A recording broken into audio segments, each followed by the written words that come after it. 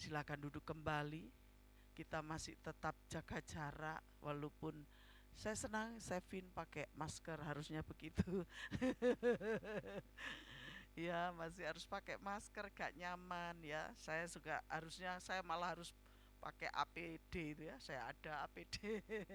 Tapi tetap ya. Dan saudara tahu nanti setelah ibadah kebaktian begini, Mbak Mira akan langsung nyemprot.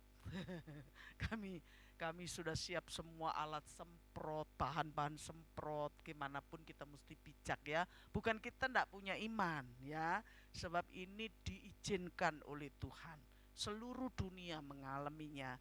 Kita bijak, tetapi sekali lagi tidak ada satupun yang boleh menghentikan kita untuk menyembah Tuhan. Amin.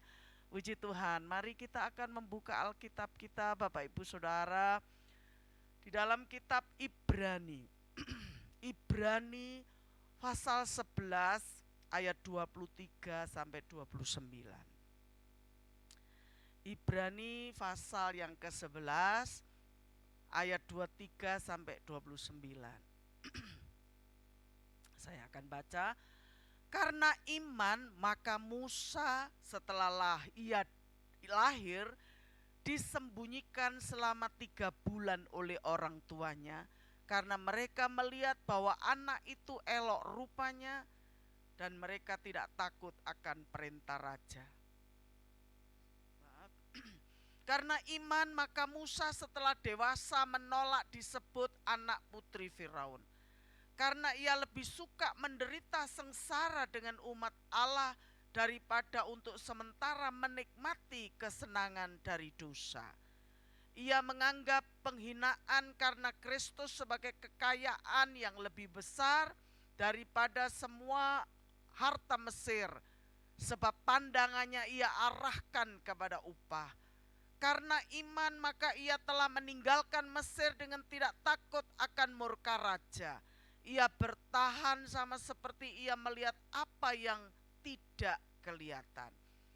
Karena iman maka ia mengadakan Paskah dan pemercikan darah, supaya pembinasa anak-anak sulung jangan menyentuh mereka.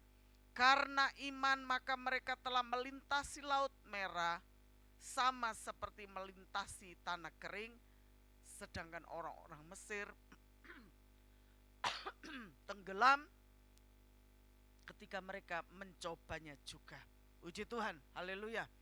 Bapak Ibu saudara-saudara yang kekasih di dalam Tuhan, apa yang terjadi hari ini ya, apa yang terjadi hari ini di dalam hidup kita, maksudnya bukan corona saja, tapi apa yang terjadi dalam hidup saudara hari ini, di samping karena faktor-faktor alam ya. Kalau sekarang kan karena faktor alam, maka usaha agak sedikit sepi ya. Semua serba terbatas, itu faktor alam memang ya. Jadi toko ini kok sepi, iyalah mergo corona gitu. Kok gak banyak hal yang bisa kita lakukan, iya karena corona. Di samping karena faktor alam, tapi kalau kita perhatikan, lebih banyak adalah akibat dari pilihan-pilihan kita di masa lalu. Ya, apa yang terjadi sekarang ini, apa yang kita alami sekarang ini, kalau toh itu masalah-masalah atau kesuksesan-kesuksesan ya. Jadi apa yang kita alami saat ini, baik itu kegagalan atau kesuksesan, kalau kita pikir, kalau kita renungkan, itu kebanyakan akibat dari pilihan-pilihan yang kita buat di masa lalu. Keputusan-keputusan yang kita buat di masa lalu. Coba perhatikan ya. Apa yang terjadi lebih banyak dari akibat keputusan yang kita buat sebelumnya di masa lalu. Ya, itu bisa karena mungkin faktor genetik keturunan, misalnya kalau ada orang hari ini sakit diabetes gitu ya, karena mungkin keturunan dari orang tua yang diabetes, atau mungkin pola hidup kita ya. Jadi ayo kita akan renungkan kebenaran nih, bahwa apa yang terjadi sekarang ini tidak bisa lepas dari apa yang kita lakukan di di masa lalu. Saya tidak bicara tentang karma ya, sebab di dalam kekristenan tidak mengenal karma. Kalau karma itu kan sepertinya benar-benar fatal, tidak bisa dirubah. Ya, lek wis sial yo sial ya. Kita tidak mengenal karma karena kita adalah anak-anak Allah ya. Tetapi kita lebih kepada yang namanya hukum tabur tuai. Apa yang terjadi, apa yang kita tuai hari ini itu hasil dari apa yang kita tabur masa lalu. Ya, keputusan-keputusan kita. Loh kok bisa? Ayo coba kita renungkan Bapak Ibu ya. Kalau gaya hidup kita misalnya, kalau kita biasa merokok, jangan heran kalau hari ini saudara sakit paru-paru. Bahkan lebih parah lagi. Ya, kalau kita biasanya kan di dalam peringatan merokok itu bisa membunuh ya, kadang-kadang gak wedi ya. Tapi kalau kebiasaan kita dulu merokok begitu berat, bisa saja kita menjadi mandul yang para pria ya. Itu ndak bisa semalam langsung umur-umur, itu ada hasil dari masa lalu itu saudara-saudaraku ya. Demikian juga kalau kita minum alkohol, ya jangan heran kalau sekarang kita sakit liver. Sebaliknya mungkin hari ini karir saudara bagus, karir saudara melesat, naik. Itu juga hasil dari pilihan-pilihan kita di masa lalu. Loh, piye penjelasannya Pendeta Reno? Mungkin kita adalah orang yang disiplin. Kita adalah orang yang suka kerja keras. Kita memilih untuk rajin, kita memilih untuk disiplin. Maka tidak heran, maka karirnya mulai melejit, naik. Sebaliknya kalau hari ini mungkin ada orang, aku tidak jadi apa-apa itu. Ada yang anak-anakku kok gak jadi apa-apa. Itu pun juga bisa jadi karena pilihan-pilihan kita di masa lalu. Sekolah bolos, ya. Sekolah ujian japlak, ya, gak mau tenanan, otomatis.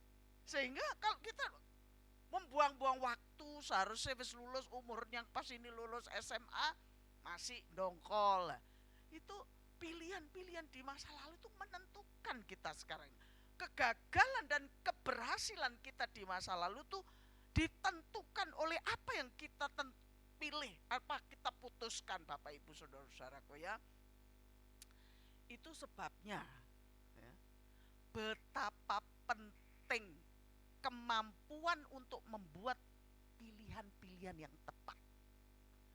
Ya, yang tidak fatal akibatnya. Kemampuan untuk membuat keputusan yang tepat, kemampuan untuk membuat pilihan yang tepat itu begitu dibutuhkan hari ini.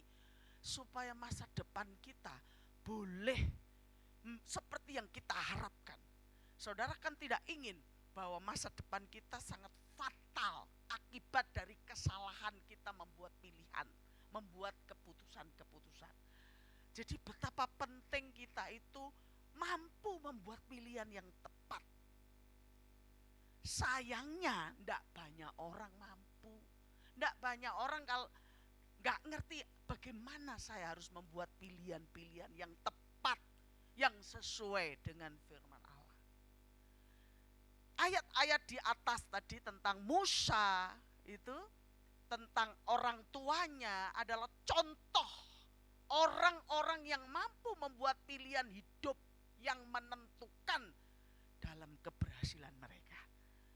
Musa, orang tuanya menyembunyikan dia waktu masih bayi, itu contoh bagaimana mereka membuat putusan, membuat pilihan yang tepat. Tidak semua orang bisa seperti mereka. Mereka pikir sudah benar, tiba-tiba keliru.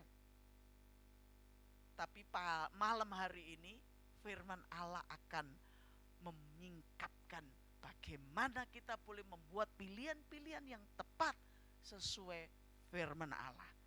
Itulah judul renungan kita sore ini, membuat pilihan-pilihan yang tepat sesuai firman Allah. Membuat keputusan-keputusan yang tepat sesuai firman Allah, ya. Supaya masa depan kita, apa yang ada di depan kita tidak menuai kegagalan, tetapi keberhasilan. Jadi kalau kita memahami kebenaran ini, maka sebenarnya bisa disimpulkan gagal tidaknya itu sebenarnya dia tergantung kita. Jangan nyalahkan orang lain, jangan katakan Tuhan itu ndak sayang kita, mengapa dibiarkan hidup kita gagal, itu kan karena pilihan-pilihan kita di masa lalu. Tetapi puji nama Tuhan, Alkitab mengajarkan prinsip-prinsip membuat pilihan, prinsip-prinsip membuat keputusan yang tepat, yang sesuai dengan firman Allah. Mau dengar ya? Prinsip-prinsip membuat pilihan, keputusan yang tepat sesuai dengan firman Allah. Prinsip yang pertama, Bapak Ibu Saudara-saudara, kalau kita melihat Musa, dikatakan Musa menolak menikmati kesenangan dosa. Apa tuh dosanya Musa gitu? Banyak orang berpikir dosa itu melanggar perintah Allah, itu betul. Dosa itu adalah memberontak kepada Tuhan, itu betul. Tetapi ada juga pengertian dosa menurut bahasa aslinya itu adalah meleset dari sasaran, meleset dan tidak sesuai dengan tujuan. Tuhan menginginkan Musa itu menjadi pemimpin orang Israel untuk keluar dari Mesir. Tetapi pada saat itu posisi dia sedang dipersiapkan menjadi putra mahkota kerajaan Mesir. Itu sebenarnya. Jadi Musa itu memang Tuhan itu punya rencana ya. Dia ditaruh di sana. Kalau dia putra mahkota, dia pengganti Firaun, dia pasti diajari tentang tata negara, diajari tentang militer, diajari tentang ekonomi, itu sebagai bekal dari nanti memimpin bangsa Israel sebagai sebuah bangsa tersendiri. Tetapi Musa tidak lupa tugasnya. Dipersiapkan jadi putra mahkota itu kan enak, semua mudah. Tapi dia tidak mau memilih yang enak. Jadi dari apa yang kita pelajari tentang Musa, prinsip yang pertama adalah pilih yang benar, bukan yang mudah. Nah ya, banyak kali kita kalau golek sing gampang, tapi sing gampang belum tentu benar. Itu sebabnya prinsip yang pertama supaya kita boleh membuat pilihan-pilihan yang membuat kita terhindar dari kegagalan dan kehancuran, mulai sekarang belajar, biasakan untuk memilih yang benar sesuai firman Allah. Jangan memilih yang mudah. Yang mudah itu memang ya gampang, yang benar kadang-kadang susah Bapak Ibu ya. Tetapi Musa menolak sebagai putra mahkota Mesir. Dia rela tinggalkan hidup yang mudah demi hidup yang benar. Dia menolak untuk hidup yang mudah demi hidup yang benar. Itu mengingatkan kita kepada firman Allah. Sesaklah pintu yang menuju kehidupan, tapi lebarlah pintu yang menuju kebinasaan. Itu yang dulu kalau sekolah minggu ada nyanyian. Di dalam dunia ada dua jalan, lebar dan sempit. Mana kau pilih? Yang lebar api jiwamu mati, tapi yang sempit jiwa berglori. Itu menerjemahkan kebenaran ini dalam hidup, supaya kita tidak tersandung dalam kegagalan, tersandung dalam kehancuran. Baik itu orang muda di dalam kuliahnya, dalam sekolahnya, orang tua dalam pekerjaannya, kepala keluarga dalam memimpin rumah tangganya. Camkan prinsip ini. Biasakan untuk kita memilih pilihan yang benar. Walaupun susah, jangan memilih pilihan yang mudah. Ya, kalau kita mungkin jadi pekerja bilang, waduh gampang aja, kita bolos ngomongnya sakit. Nah, gampang. Tetapi lama kelamaan kan pimpinan akan tahu itu, mencatat itu. Saya terbiasa diajarkan dulu walaupun saya suka memberontak. Tapi saya diajarkan untuk kalau kerja itu harus selesai. Ya, enggak boleh di tengah jalan terus lewo-lewo, leha-leha. Ya, di saat itu waktu itu ayah saya terlalu keras, saya kadang tidak suka kok bapak saya terlalu keras gitu. Padahal aku pengen dolen, kalau orang Malang bilang, aku pengen dolen loh. Ya, gak bisa, dolen itu waktu itu belum gini, di Malang itu kan rumah kami waktu itu seperti perumahan baru waktu itu, waktu kami ada. Jadi air pam itu tidak lancar gitu. Sehingga ibu saya berpikir gak lancar tapi bayari pancet gitu ya. Jadi kan rugi. Lalu ibu saya memutuskan membuat sumur ya. Di samping pam kok mati yo ya, tapi pokoknya ada sumur. Nah, resikonya, konsekuensinya kita mesti nimbo. Dan ayah saya itu tinggi besar ya, dia itu suka lupa kalau anakku cilik-cilik pendek gini nih. Jadi semua perabotan tuh disesuaikan dengan keadaan tubuhnya. Jadi timbo itu pun juga timbo besar.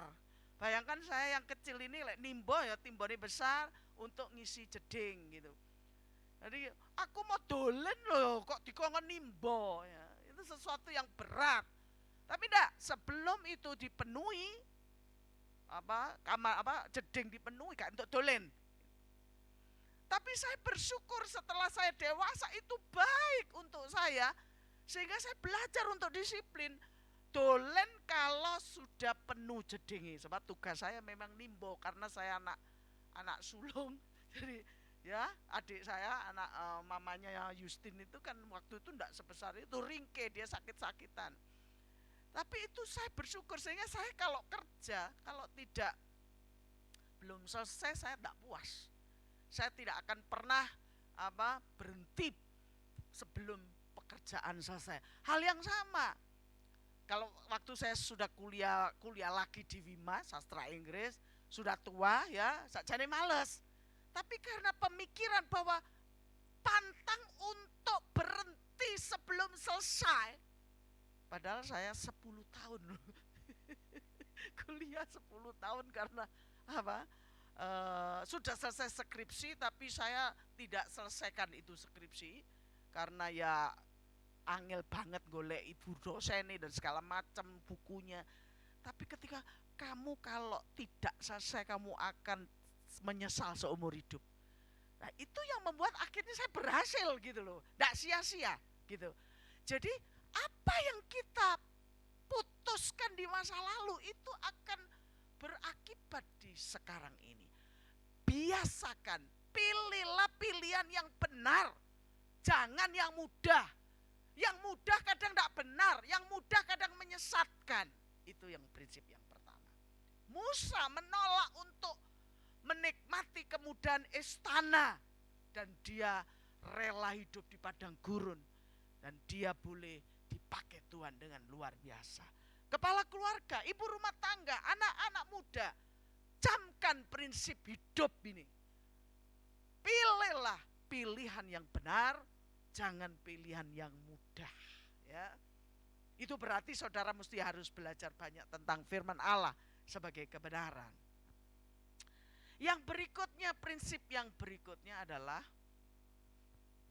pilihlah yang bernilai kekal, jangan yang sementara. Ya, pilihlah yang bernilai kekal, jangan yang sementara. Ada misalnya contoh seorang bisnismen. Sopo sih saya nggak seneng lihat duit dapat cuan besar, untung besar hari ini gitu. Tapi kadang kalau kita dapat cuan, dapat untung besar dengan cara yang nggak masuk akal, nanti pembeli nggak akan balik lagi. Jadi orang seperti ini adalah orang yang hanya mikir sementara. Dapat cuan hari ini gede, dapat untung hari ini gede. Besoknya wes gak ono sing datang beli. Sebenarnya itu prinsip bahwa pilihlah yang bernilai kekal, jangan yang sementara. Itu contoh yang gampang. Tetapi mari kita lihat Musa. Musa memilih hal yang tidak kelihatan namun bernilai kekal. Ya, dia melihat, gak pernah kepikir bahwa dia akan memimpin bangsa Israel. Dia gak kepikir bahwa dia akan melihat mujizat berjalan di tengah Laut Merah, Bapak Ibu. Tetapi dia percaya bahwa Tuhan yang memanggil dia tidak pernah salah. Dibutuhkan sebuah kemampuan untuk mempercayai yang tidak kelihatan, tapi saya yakin ini yang terbaik. Di dalam hidup kita kadang-kadang kita diperhadapkan hal seperti ini, bahwasanya kita tidak bisa lihat. Anak muda misalnya, kok harus disuruh mencari teman hidup yang seiman. Hari gini cek angel ngene magetan itu. Mungkin saudara berpikir demikian. Banyak pemuda-pemudi itu yang milih jodone walaupun ndak seiman kok yo ketoke enak. Bahkan belasan tahun mereka ketoke enak. Tetapi saudara-saudaraku, selalu bahwa hal-hal yang bernilai sementara itu pun juga sementara. Dulu Lydia Kando sama Jamal Mirdad itu, wah itu loh contoh pernikahan yang campur, ketoke wah. Hari ini cerai karena Lydia Kando mulai menyadari betapa dia sudah salah membuat pilihan. Saudara-saudaraku, susah memang. Kita itu kadang pokoknya mikir saiki ae. Lapo mikir besok-besok. Kita diingatkan tentang Esau, Yakub dan Esau, ya. Kita mendengar ceritanya, ya keluarga yang seharusnya tidak harus kita contoh, karena apa? Bapaknya Ishak itu adalah anaknya Abraham, punya anak kan. Esau itu sulung, Yakub lebih muda, bungsu. Cuma yang kurang bagus adalah si bapak ini lebih condong ke Esau, jadi anak kesayangan bapak, suka berburu, maco. Sementara Yakub anaknya lembut, anak kesayangan mami. Nah ini kurang bagus, jangan dicontoh ya. Semua anak harus disayang sama ya, nanti akan menjadi pahit anak-anak kita ya. Nah cuma ini yang contoh yang tidak bagus. Akhirnya apa? Singkat cerita, Yakub begitu rindu kepingin dapat hak kesulungan. Ceritanya saudara jelas sekali, saat sudah waktunya hak kesulungan itu diberikan, si Esau pulang dari berburu capek, sementara Yakub suka masak sop kacang merah di rumah. Berburu ndak ada hasil, lapar, mbok aku minta kacang merahnya. Si Yakub orangnya hitung-hitungan juga ya, ndak ada yang gratis. Boleh mau sop kacang merah, tapi harus ditukar dengan hak kesulungan. Saudara-saudaraku, hak kesulungan itu seharusnya adalah milik anak sulung, tapi Yakub adalah anak bungsu. Hak kesulungan itu ndak cuma soal harta dan berkat. Hak kesulungan itu adalah juga soal nama dan kehormatan. Coba kalau saudara baca Alkitab, terpujilah Allah Abraham, Allah Ishak, Allah Yakub. Seharusnya kan terpujilah Allah Abraham, Allah Ishak, Allah Esau. Seharusnya. Tetapi kita melihat bahwa Allah Yakub itu menjadi suatu hal yang diingat untuk selama-lamanya. Sesuatu yang kekal.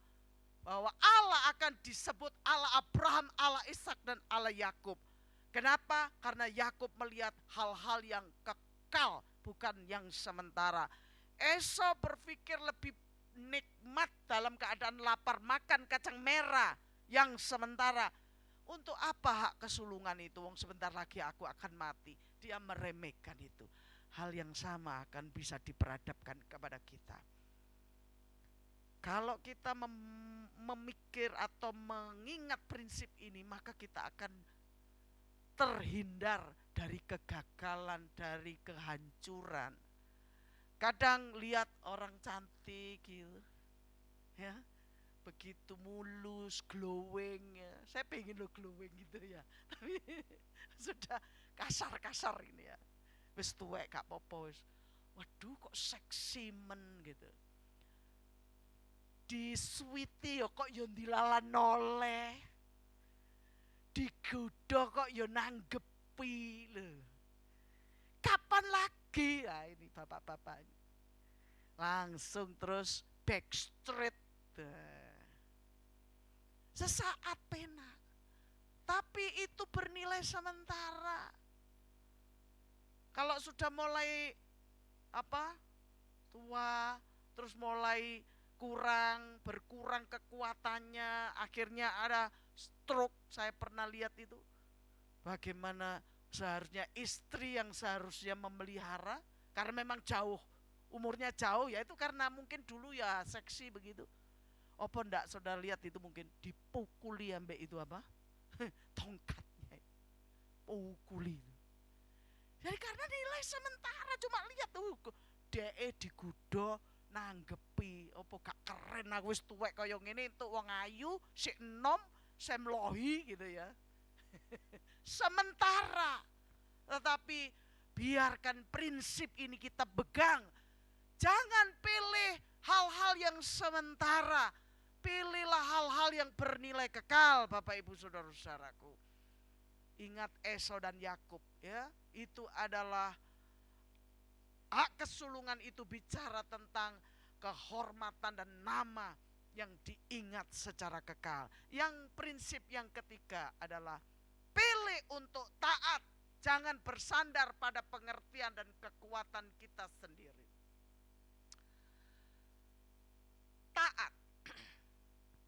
Apa pernah kepikir Musa ketika Tuhan perintahkan sudah waktunya coba setiap pintu rumah orang Israel dicat dengan darah anak domba?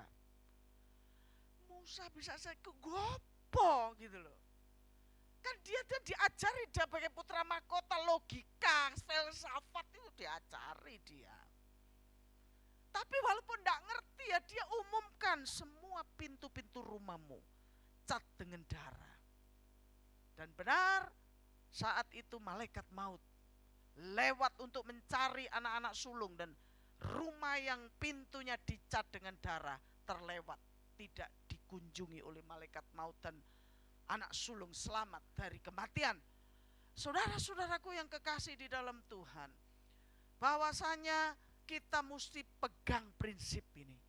Pilih untuk taat, jangan bersandar pada pengertian dan kekuatan kita sendiri. Sebab apa?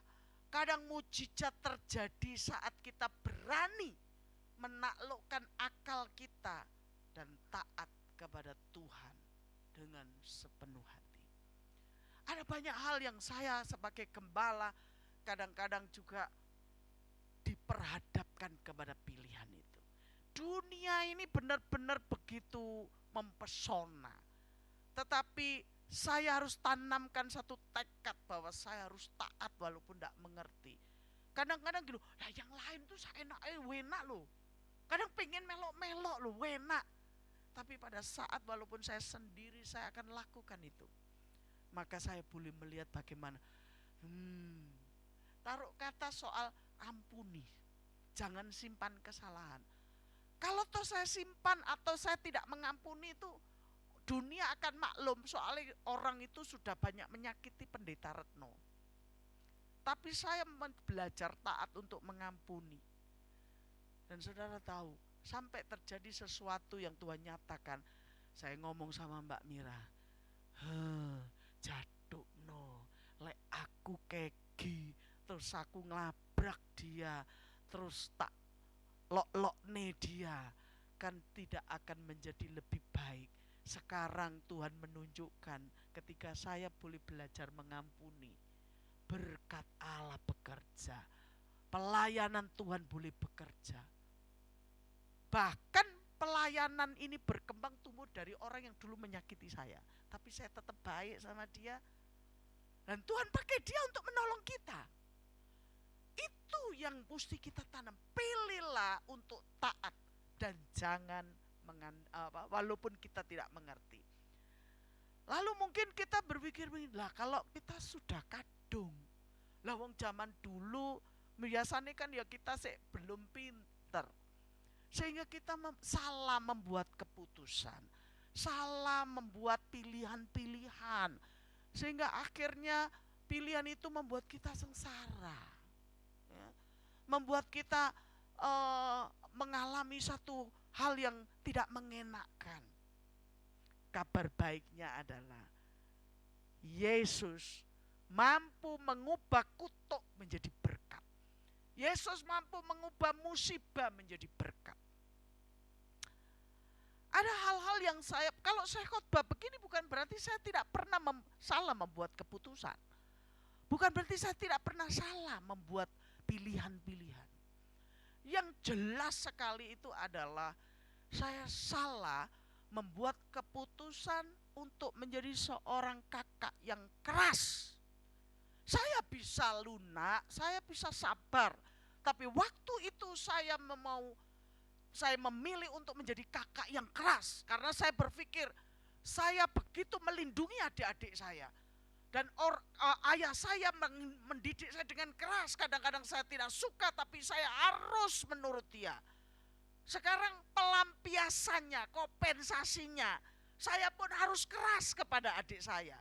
Saya memilih menjadi kakak yang keras, kakak yang begitu menekan sekali. Dan akhirnya saya boleh melihat, kalau saudara sendiri tahu, adik saya mengalami situasi.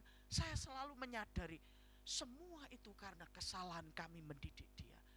Dan saya melihat ketika saya mulai belajar diubahkan, ampuni saya. Selama ini saya tidak menjadi kakak yang lembut, tidak menjadi saudara yang lembut.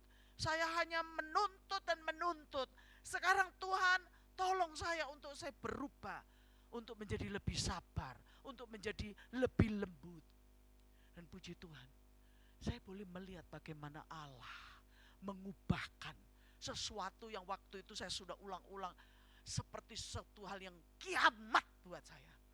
Saya tidak malu-malu pada saat saya melihat adik saya, situasinya dia tidak bisa diomongin, dia melotot-melotot, marah-marah.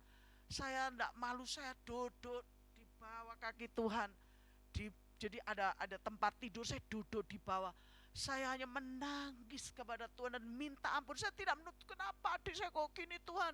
Enggak, Tuhan ampuni. Selama ini saya telah memilih menjadi kakak yang keras.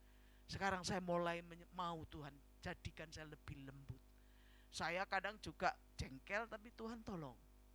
Sampai saya membuat keputusan kalau nelpon gitu ya, Yun, kalau Mbak Nana, saya panggilnya Mbak Nana, kalau Mbak Nana nelpon, terus kamu ngomongnya nggak mau dengar, terus kalau saya tutup telepon jangan marah ya, supaya Nana nggak menjadi dosa, nanti malah ngomong nggak kena-kena menyakiti kamu. Kalau dulu dia ngomong belum selesai tak tutup marah. Saya sudah ngomong begitu, ayo ya, saya sudah, kita belajar di hadapan Tuhan. Saudara-saudaraku, ada banyak hal kita seringkali telah salah membuat pilihan. Sebagai seorang kepala keluarga, sebagai seorang ibu, sebagai seorang istri atau suami, kita pernah membuat pilihan yang salah, pernah membuat keputusan-keputusan yang salah. Kita pernah lebih memilih yang mudah daripada yang benar. Kita lebih memilih yang sementara daripada yang kekal. Kita tidak bisa taat kalau kita tidak mengerti. Dan kita telah melakukan kesalahan dan kita telah menuai banyak hal. Yang menghiburkan sekali lagi adalah Yesus mampu mengubah kutuk menjadi berkat. Amin. Yesus mampu membuat musibah menjadi berkat yang berkelimpahan. Kadang bicara mengenai kesalahan masa lalu. Bapak-bapak, ibu-ibu juga harus ingat apa yang kita lakukan itu bisa berimbas kepada anak-anak kita. Kalau kita melakukan yang tidak benar, itu bisa berimbas kepada anak-anak kita. Ada satu hal yang kita harus tahu, misalnya biasa orang Jawa kadang supaya digdoyo, supaya dia mumpuni, dia seperti apa ya, laku ya, melakukan suatu tirakat atau apa ya, ngilmu ya biasa. Dan perhatikan bahwa ilmu, apalagi kalau ilmu itu diambil dari belajar itu tidak bisa dihilangkan. Kalau kita mati tidak bisa dihilangkan. Syaratnya itu harus diturunkan, diberikan kepada mungkin ponaan atau apa. Tapi kalau enggak, itu secara otomatis nurun ke anak-anak kita. Dan biasa kayak seperti ayah saya suka jimat ya gitu ya. Dan itu dia orang-orang yang bergaul dengan okultisme ya, okultisme itu ya dukun apa-apa, efek yang jelas kelihatan itu dia menjadi pribadi yang sulit, pribadi yang temperamental, gampang nesu, itu pasti. Ayah saya waktu itu seperti itu, dia suka jimat dan apa segala macam, sosok ya, baik sosok di pundaknya atau di kakinya dia pakai itu. Dan saudara-saudaraku, waktu itu ketika dia sudah mulai tidak aktif ya, dia sudah mulai tidak gunakan walaupun masih ada, dia temperamental, dia begitu susah, menjadi pribadi yang sulit. Dan itu kadang bisa menjadi teladan yang tidak baik. Saya pun menjadi pribadi yang temperamental sebelum saya bertobat. Tapi puji Tuhannya, kalau hukum itu terus berjalan dan tidak ada pertolongan, saya menjadi orang yang paling malang. Tapi saya bersyukur, saya bertahu dan saya percaya Yesus yang selamatkan saya mampu mengubah kutuk menjadi berkat, mampu mengubah musibah demi musibah. Kalau kita percaya, bertobat dan tidak akan ulang kembali, maka kita akan boleh melihat musibah itu diubahkan tadi jadi tari-tarian ya, mengubah ratap menjadi tari-tarian. Itu Allah kita yang kita sembah di dalam nama Yesus. Amin. Tetapi tentu pegang prinsip ini ya. Jangan membuat pilihan yang gampang, tapi pilih pilihan yang benar ya. Pilihlah perkara-perkara yang kekal, jangan yang sementara. Pilih untuk taat dan jangan mengandalkan kepintaran kita, Bapak Ibu Saudara. Dan kiranya kalau toh kita sudah kadung istilahnya, kita minta Tuhan tolong ubahkan hidupku. Tuhan jamah, pulihkan. Dan kita boleh melihat bagaimana Tuhan boleh membawa kita untuk menghadapi yang lebih baik. Dan ketika kita menengok ke belakang, waduh aku lek ndelok wingi kemarin tahun-tahun yang lalu malu, saya sudah salah. Sehingga masa lalu tidak membanggakan untuk diingat. Dan masa lalu tidak bisa dibusek ya. Masa lalu gak bisa diubah. Dan itu harus kita terima. Tetapi kabar baiknya adalah masa depan masih bisa ditata. Amin saudaraku. Tidak apa-apa, saya ngomong sama adik saya, dia mulai menyadari, waduh berarti apa yang saya lakukan itu begitu fatal ya Mbak Nana. Iya, saya bilang, gak usah malu. Ini menjadi kesaksian, kalau kadang dia dicurhati tetangga. Jadi kesaksian, dulu saya seperti itu. Tapi ketika Yesus sudah jamah, maka saya boleh ke depan lebih belajar mengampuni. Saya bilang sama Yuni, masa lalu kita tidak bisa dihapus. Ya tidak apa-apa, orang ingat kita, aku pernah error, pernah stres, pernah tertekan, tidak usah malu, memang itu masa lalu. Tidak bisa dihapus, tidak bisa diubah. Tapi yang kita bersyukur masa depan ini bisa kita tata lagi, masih kita buat lebih indah lagi. Amin. Bersama Tuhan tentunya. Amin. Biarkanlah kita akan memiliki satu kemampuan membuat pilihan-pilihan yang tepat, putusan-putusan yang tepat sesuai dengan firman Allah, dengan memegang prinsip-prinsip tadi, bersekutu dengan Tuhan, sehingga kita bisa peka. Ini ketoke menjanjikan berkat, tapi kok menuju kepada satu kehancuran. Tahu, ini ketoke gak bisa dibaca, tapi sesuai firman Allah aku tetap seperti ini. Dan akhirnya ternyata berkat itu melimpah. Saudara-saudaraku, saudara pingin masa depan lebih baik, saudara kepingin lebih banyak keberhasilan daripada kegagalan, pegang prinsip ini. Belajar untuk membuat keputusan yang tepat sesuai dengan firman Allah, dan saudara akan melihat kemuliaan Tuhan. Amin. Mari kita bangkit berdiri bersama-sama. Haleluya.